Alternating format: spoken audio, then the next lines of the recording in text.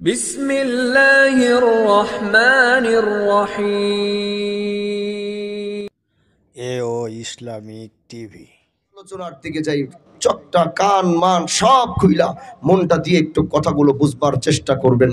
তো কয়েকদিন আগে দেখলাম বাংলাদেশে একটি সংগঠন হয়েছে যেটার নাম হচ্ছে হিন্দু বৌদ্ধ খ্রিস্টান ঐক্য পরিষদ।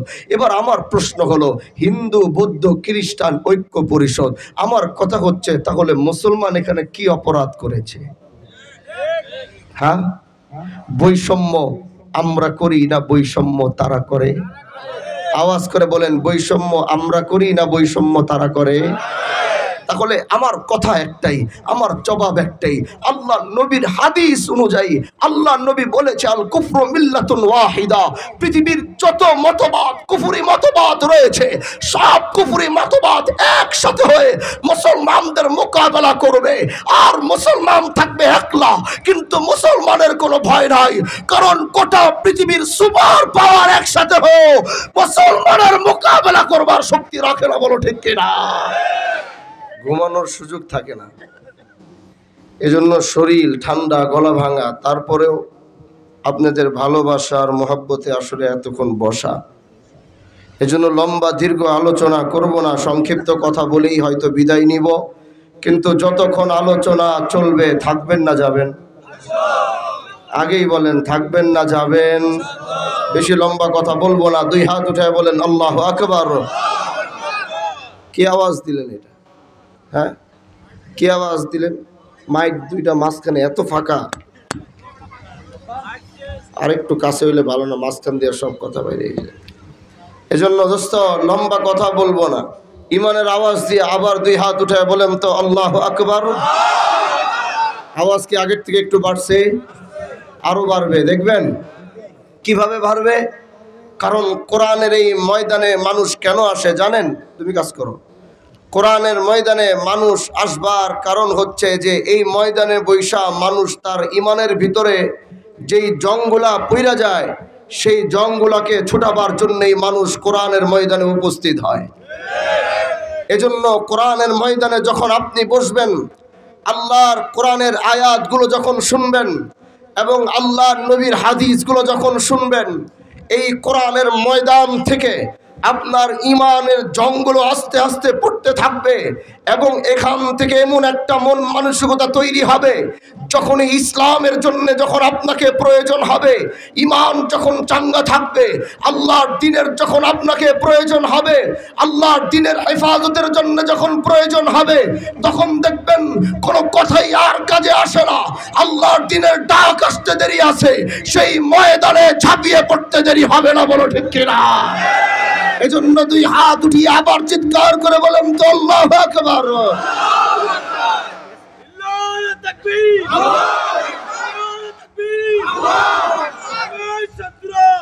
মেরে দোস্ত, মেরে আজিজো, আল্লাহর কোরআন থেকে একটি আয়াতে কারিমা তেলাওয়াত করেছি, সংক্ষেপে বলে চলে যাব, কিন্তু কথাগুলো আজ মন দিয়ে দিল দিয়ে শুনবেন। আমি শুধু মুসলমানদের দুইটা শক্তির কথা বলে আজকে এখান থেকে বিদায় নিব, যেই দুইটা শক্তি আল্লাহ নিজে মুসলমান এবং ইমানদারদেরকে দিয়েছিল। আজকে যেই শক্তি হারাবার কারণে আমরা দেখতে পাই আমাদের বাংলাদেশের পাশেই দুইটা বর্ডার রয়েছে, এক হচ্ছে মায়ানমার, আরেক হচ্ছে ভারত। কয়েক বছর আগে দেখলাম সেই মায়ানমার থেকে লক্ষ লক্ষ মা বোনেরা মাথার উপরে হাড়ি পাতিল নিয়ে সন্তানগুলাকে কোলে নিয়ে নিজের বাটি, নিজের ভিটা, নিজের ঘর সব কিছু ছেড়ে তারা বাংলাদেশে আগমন করেছে।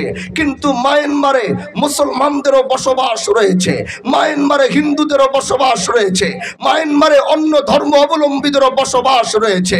কিন্তু সেই মাটি হারা হয়েছে কারা? যদি জিজ্ঞাসা করব তোমাদের অপরাধ কি, এক বাক্যে জবাব দিবে আমাদের অপরাধ হচ্ছে আমরা মুসলমান।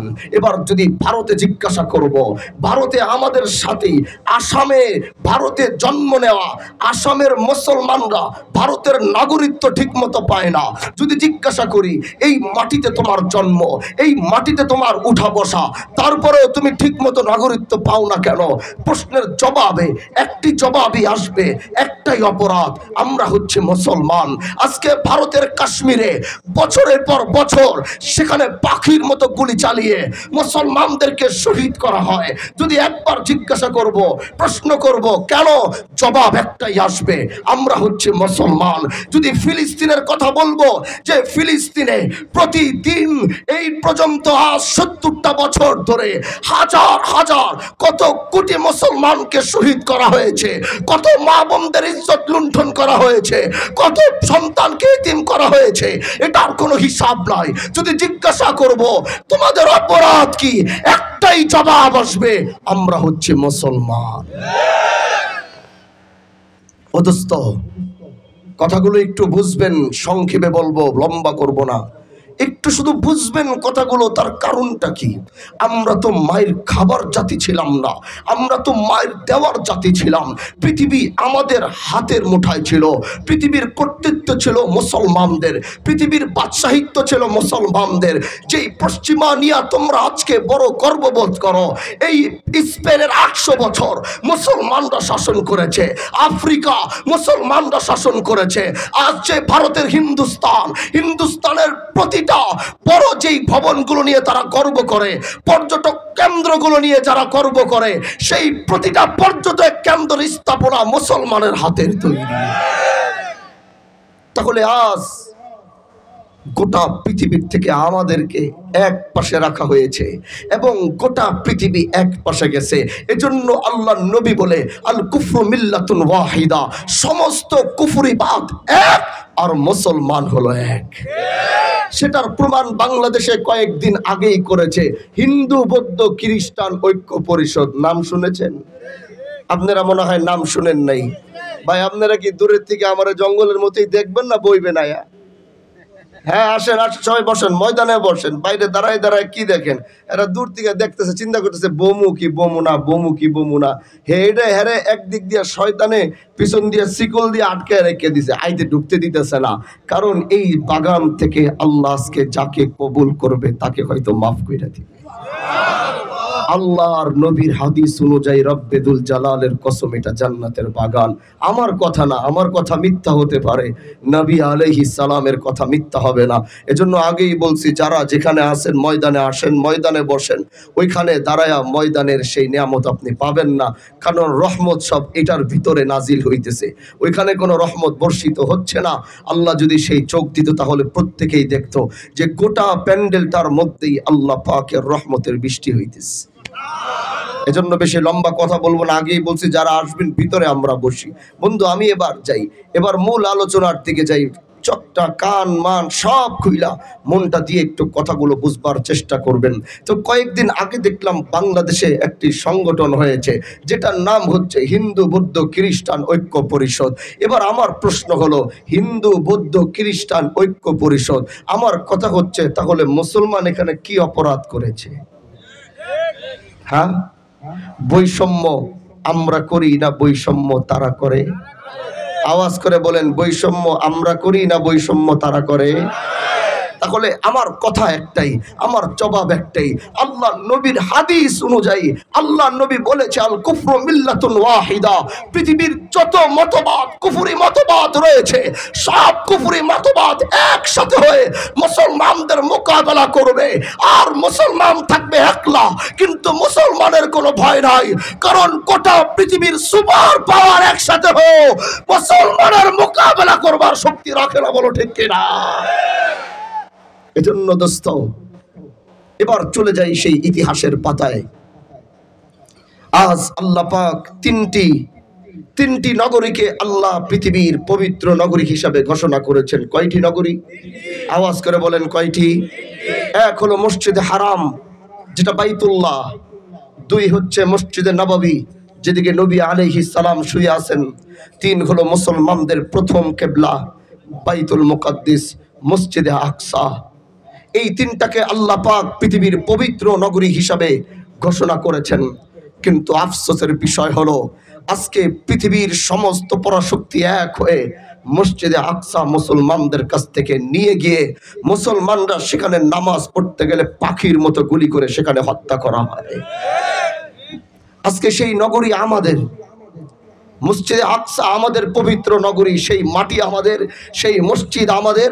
কারণ সেই মসজিদের মাধ্যমে আল্লাহ পাক তার নবীর সবচেয়ে বড় আলা মাকাম আল্লাহ সেখানে করেছিলেন জামাতুল আম্বিয়ার মাধ্যমে, যেখানে আমার নবী সমস্ত নবীদেরকে পিছনে মুক্তাদি বানিয়ে আমার নবী ইমাম হয়ে, আমার নবী ওই দিন সাইয়্যিদুল মুরসালিন হয়েছিলেন, ইমামুল মুরসালিন হয়েছিলেন।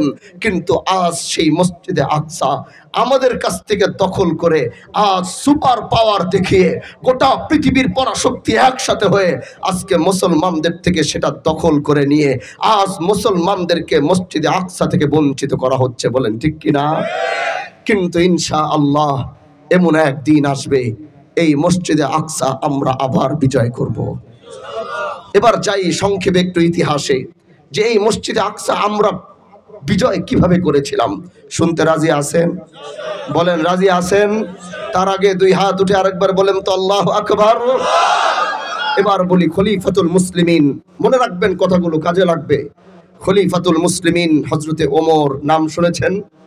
হযরতে ওমর রাদিয়াল্লাহু তাআলা আনহু। বন্ধু আমার, দিলটা লাগাইয়া, অন্তর লাগাইয়া, মন লাগাইয়া কথাগুলো আজকে বুঝে যাবেন। আজ দেখেন না ঈমানটা একটু মজবুত করা যায় কিনা। ও মুসলমান, আমি তোমাদের এইখানে উপস্থিত হবার একটাই কারণ, বাংলার মুসলমানদের ঈমানগুলোকে আবার মজবুত করা। যখনই দেশের জন্য, ইসলামের জন্য আবার তোমাকে প্রয়োজন হবে, আল্লাহর দ্বীনের চূড়ান্ত বিজয়ের জন্য শহীদি তামান্না নিয়ে যেন তুমি ময়দানে ঝাঁপিয়ে পড়তে পারো। এজন্য বন্ধু দিলটা লাগাও, অন্তর লাগাও, কথাগুলো একটু বোঝার চেষ্টা করো। খলিফাতুল মুসলিমিন, আমিরুল মুমিনিন হযরতে ওমর রাদিয়াল্লাহু তাআলা আনহু, তিনি তার একজন বিশাল বড় কাফেলা তিনি মদিনার থেকে সেই মসজিদে আকসার নগরী জেরুজালেম নগরীতে তিনি পাঠাইলেন এবং বলল, তোমরা যাইবা, তোমরা গিয়া বলবা তোমাদেরকে আমিরুল মুমিনিন পাঠিয়েছে। তোমরা গিয়া বলবা এই মসজিদে আকসা মুসলমানদের কাছে বুঝিয়ে দেবার জন্য, এবং তোমরা সেই মসজিদে আকসা বুঝে তারপরে মদিনার মাটিতে আইসা তোমরা আমাকে আবার বুঝাইয়া দিবা। খলিফাতুল মুসলিমিনের এই কাফেলা সেই মদিনার থেকে রওনা দিয়ে জেরুজালেম নগরী মসজিদে আকসার নগরীতে গিয়ে পৌঁছায়া এবার ইহুদিদের সাথে দেখা করলো। ইহুদিরা তাদেরকে জিজ্ঞাসা করলো, তোমরা কেন আসছো? এবার সমস্ত কাফেলার আমির বলে, আমাদেরকে আমিরুল মুমিনিন খলিফাতুল মুসলিমিন হযরতে ওমর আমাদেরকে পাঠিয়েছে। কেন পাঠিয়েছে ভাই? এই মসজিদে আকসা আমাদেরকে বুঝিয়ে দেবার জন্য বলেছে। মসজিদে আকসার চাবি, জেরুজালেম নগরীর চাবি মুসলমানদের হাতের মধ্যে বুঝিয়ে দেওয়ার জন্য বলেছে। এবার সমস্ত ইহুদিরা এক বাক্যে বলে উঠলো, হায় হায়, কি বলো তোমরা? তোমাদের সাথে আমরা এই বিষয়ে কোনো কথা বলতে রাজি না। যদি এই বিষয় কথাই বলতে হয় তাহলে আমরা তোমাদের আমিরুল মুমিনিন হযরতে ওমরের সাথে সরাসরি কথা বলবো। ওমর যদি সরাসরি কথা বলতে চায় তাহলে তাকে গিয়ে বলবা, তাই যেন সরাসরি আমাদের সাথে এসে কথা বলে, তাহলে আমরা এই বিষয়ে কথা বলবো, না হলে আমরা এই বিষয়ে কোনো কথা বলবো না।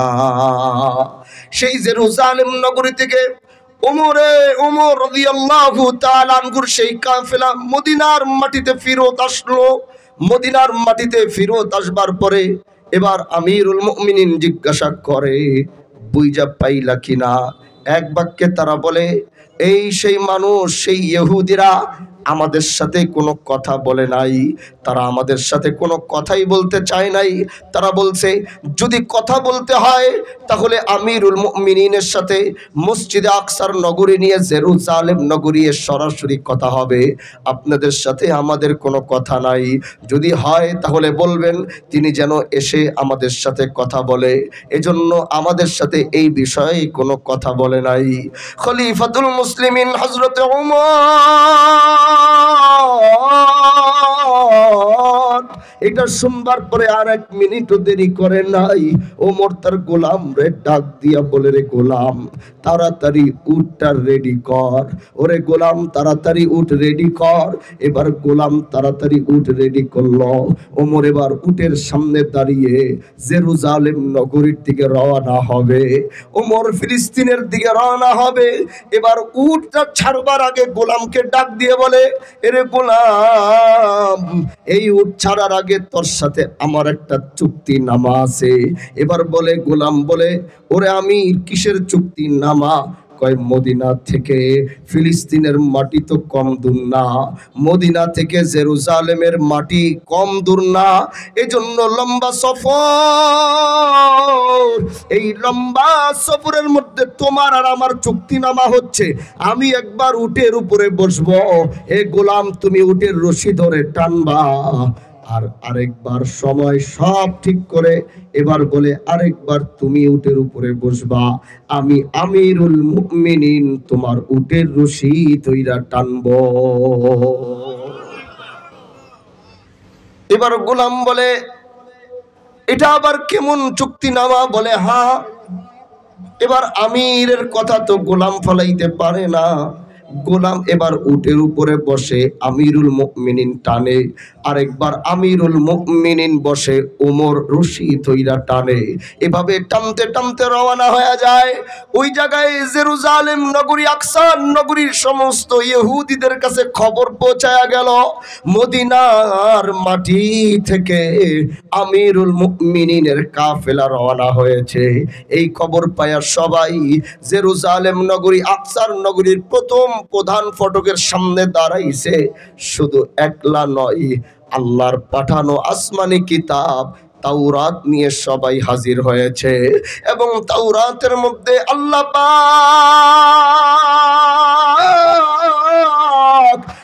পাক এই তাওরাতের মধ্যে 1000 বছর আগে মদিনার খলিফার আগমনের দৃশ্য আল্লাহ ওই তাওরাতের মধ্যে আগেই বর্ণনা করেছেন।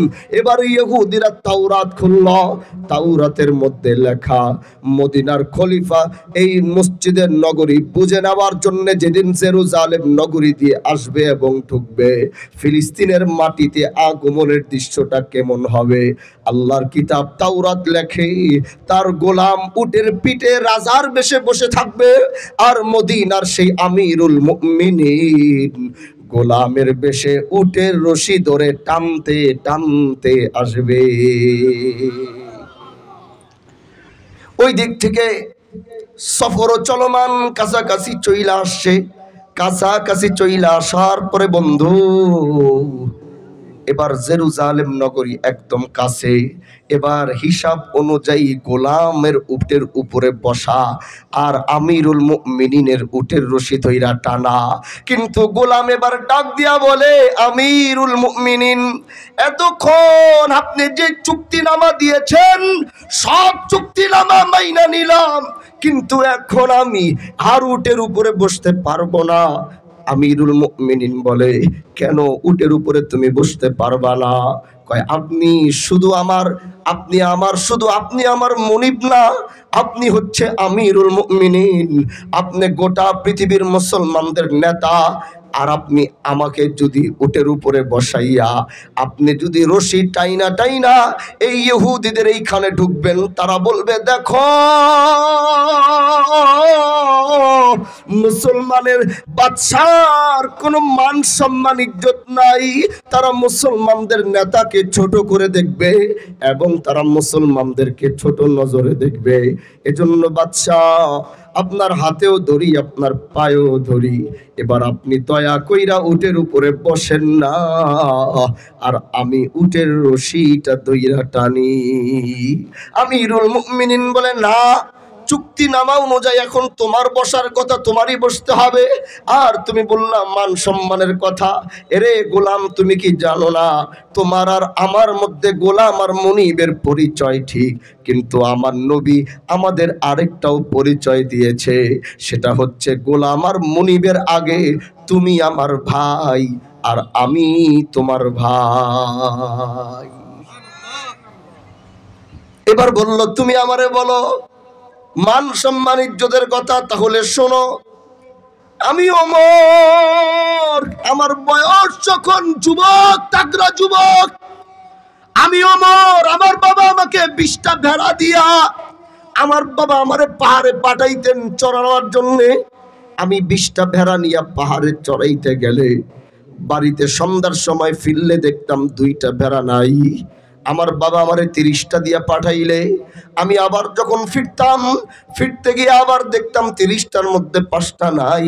আমার বাবা আমারে ডাক দিয়া কয়, ওমর, 20টা ভেড়া তুই চড়াইতে পারস না, 30টা ভেড়া তুই চড়াইতে পারস না, জীবনে তুই কি কইরা খাবি রে ওমর? জীবনে তো তোর কিছুই কইরা তুই খাইতে পারবি না। আর গোলাম, আজকে দেখো আল্লাহ পাক আমাকে আমিরুল মুমিনিন বানায়া দিছে। আমার আবার কিসের মান সম্মান ইজ্জত? হ্যাঁ, এগুলা তো মুসলমানদের মধ্যে নাই। এই বৈষম্য হচ্ছে ওই যে আগে সাদা চামড়াওয়ালা, কালা চামড়াওয়ালা, এদের মধ্যে ভেদাভেদ থাকতো।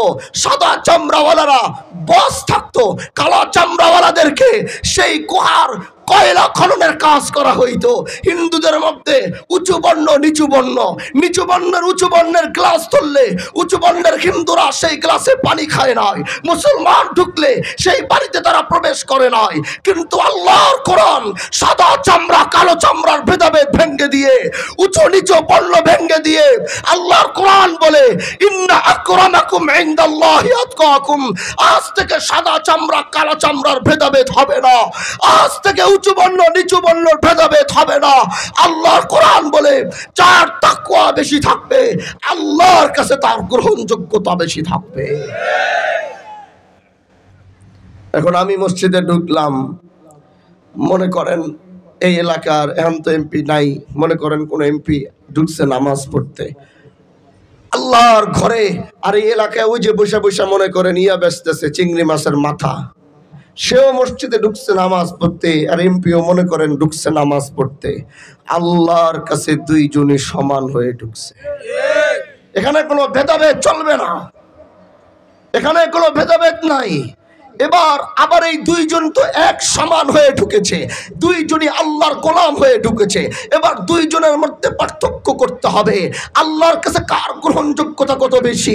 এই এলাকার সবচেয়ে ক্ষমতাশীল সে যদি অন্যায় অবিচারের সাথে জড়িত থাকে, আর ওই চিংড়ি মাছের মাথা বিক্রি করনেওয়ালার মধ্যে রব্বেদুল জালালের ভয়ে যদি থাকে, তাহলে আল্লাহর কাছে ওই চিংড়ি মাছ বেচনেওয়ালার দাম বেশি। এটাই হচ্ছে কি ইসলাম, এটাই